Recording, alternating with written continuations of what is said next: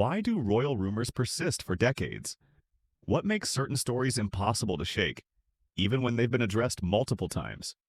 This is Royal Daily Report, examining how gossip, speculation, and conspiracy theories impact the monarchy and public perception.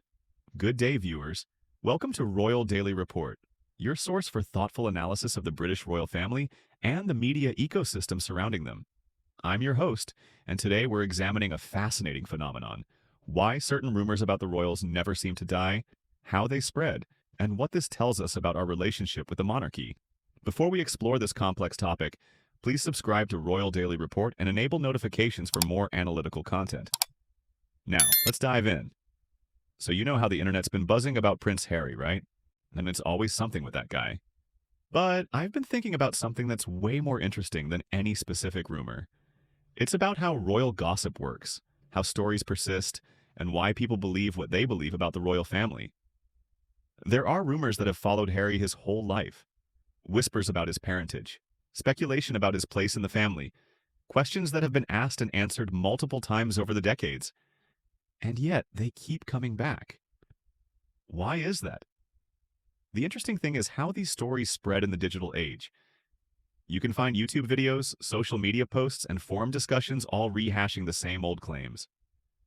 Some point to physical resemblances, some cite books written decades ago. Some claim there are hidden interviews or secret information that they don't want you to know about. But here's what's fascinating. When you actually trace these stories back to their sources, they often fall apart. Timelines don't match. Alleged interviews turn out to be misrepresented. Claims that sound explosive are actually based on speculation, not evidence. Take the whole industry of royal biographers and commentators. There are dozens of people who've written books about the royals, appeared on TV shows, and given interviews. Some are credible historians with access to archives. Others are more focused on sensation and drama, and the line between the two can get really blurry.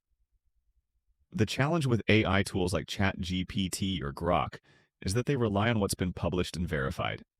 If something is just rumor or speculation without credible sourcing, I won't present it as fact.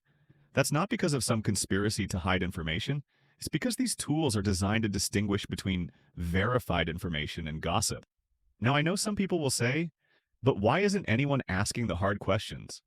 Well, the truth is, many of these questions have been asked multiple times, over decades, and they've been answered. But the answers don't satisfy everyone, so the questions keep getting asked. Here's the thing about Prince Harry. Regardless of what rumors have swirled around him, he's lived his entire life as a member of the royal family. He's had all the privileges and all the burdens that come with that position. And now, as an adult, he's made his own choices about how to live his life and raise his family. You'd think someone who's been the subject of rumors his whole life would be extra careful about creating situations that invite speculation. And yet, Harry and Meghan have made choices that seem to invite more questions rather than fewer. The secrecy around their children's christenings, the limited public appearances, the contradictions between their stated desire for privacy and their constant media presence. It's like they're either completely unaware of how their actions are perceived, or they just don't care. And honestly, both options are kind of baffling. The line of succession is a serious constitutional matter. The people in line to the throne represent the future of the monarchy. That's why transparency matters. Not because anyone needs to know every private detail of their lives, but because the institution itself requires public confidence. So what's the truth about these persistent rumors? Honestly, the truth is probably less dramatic than the speculation. Royal families have dealt with gossip and scandal for centuries. It comes with the territory. But in the age of social media and 24/7 news cycles, every old rumor gets recycled and amplified. The question isn't really whether any specific rumor is true. The question is, why do people want to believe them? What does it say about our relationship with the monarchy that we're so eager to believe the worst, or to find hidden scandals and secret conspiracies? Part of it is entertainment. Royal gossip is fun. It's a soap opera with real people and real consequences. Part of it is a desire to take powerful people down a peg. If they're not really as special as they claim, then maybe the whole system is a fraud. And part of it, I think, is genuine curiosity about how these institutions actually work. The monarchy operates behind closed doors. There's a lot we don't know, and we'll never know. And that mystery creates space for speculation. Think about it this way. If you're someone who's been treated differently your whole life, who's always been the spare, who's always been compared to your older brother, that's got to affect you. Whether or not any specific rumor is true, the fact that the rumors exist has shaped Harry's life and identity. And now he's acting out, attacking his family publicly, writing tell-all books, doing interview after interview. Is he doing it because he feels wronged? Because he's trying to control his own narrative? Because he's trying to burn the whole thing down? It's complicated, and the more you look at it, the more layers you find. The way the press has always treated him differently, the way his role in the family has always been ambiguous, the way he seems like an outsider even though he's been an insider his whole life. The resemblance arguments that people make, and look, I'm not going to repeat specific claims here, but they're ultimately subjective. People see what they want to see. Confirmation bias is a powerful thing. I've got to be honest. I've always been skeptical of Meghan's motives. It's clear she was obsessed with Princess Diana long before she met Harry. And marrying into the royal family gave her access to that legacy in a way she never could have achieved otherwise. Yeah, whether Harry's position in the family is exactly what it appears to be or not, the Diana connection is clearly important to her. But here's the thing. I don't have inside information. I'm not a royal expert with access to palace documents. I'm just someone who's looking at publicly available information and trying to make sense of it all. And that's where the frustration comes in. There are people who have written extensively about the royals. People who claim to have insider knowledge. People who've interviewed key figures. But getting straight answers is nearly impossible. Royal biographers and commentators appear on YouTube channels and TV shows all the time, giving their takes on royal news. But there are certain topics that seem to be off limits. Certain questions that never get asked even though they're obvious. Why? Is it out of respect? Is it because those questions have already been answered and re-answering them would be pointless? Is it because raising them would be irresponsible without evidence? Or is it because there's something people don't want to talk about? The silence itself becomes part of the story. When someone who's written about a subject refuses to discuss certain aspects of it, people notice. And in the absence of clear answers, speculation fills the void. So what do we do with all this? We ask questions. We look for credible sources. We try to separate fact from fiction. We demand transparency from public institutions, including the royal family, while respecting that some things are genuinely private. The royal family, like any institution, needs to be held accountable. If they're benefiting from public support and taxpayer funding, then the public has a right to certain assurances about who these people are and whether they're legitimate representatives of the institution they claim to represent. The more I look at this whole situation, the more I'm convinced that something about the narrative doesn't quite add up.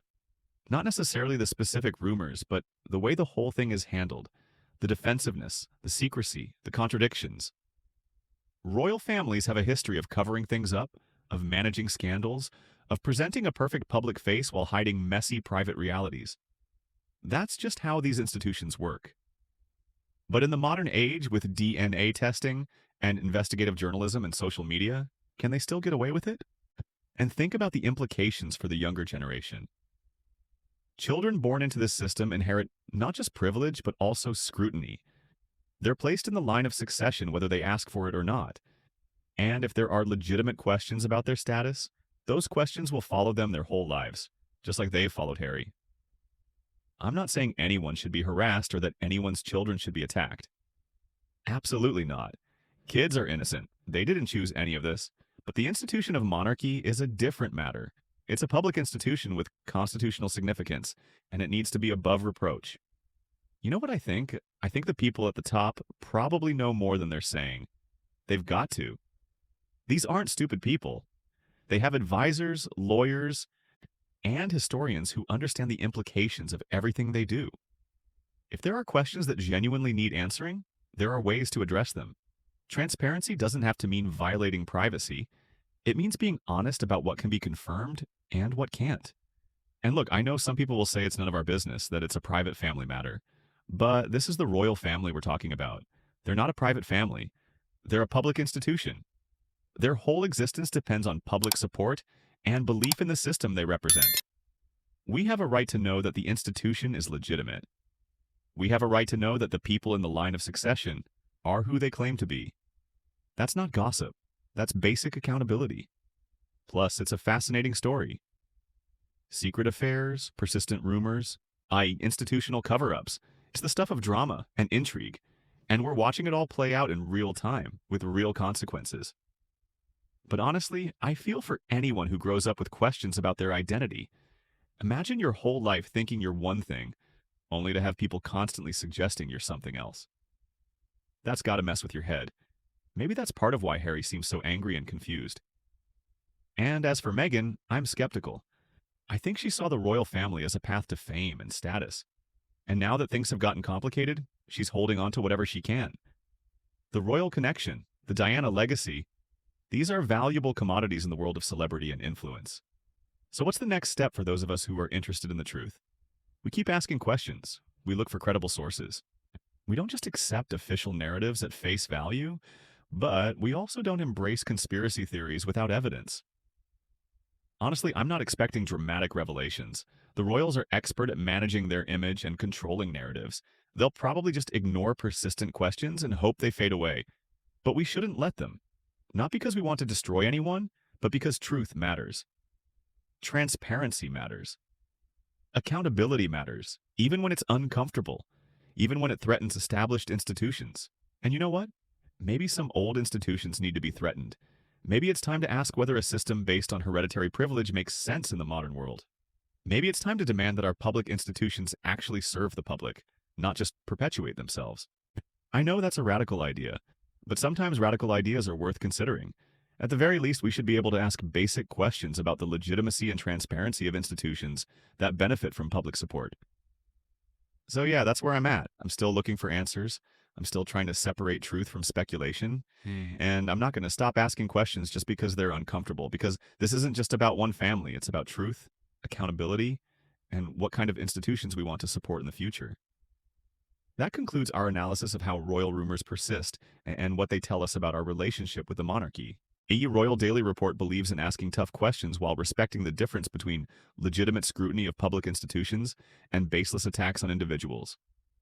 This is a complex topic with no easy answers, but it's worth thinking about seriously. If you appreciate thoughtful analysis of royal matters, subscribe to Royal Daily Report and enable notifications. Share your thoughts respectfully in the comments. For Royal Daily Report, I'm your host. Stay informed, stay critical, and we'll see you in the next report. Thank you for watching.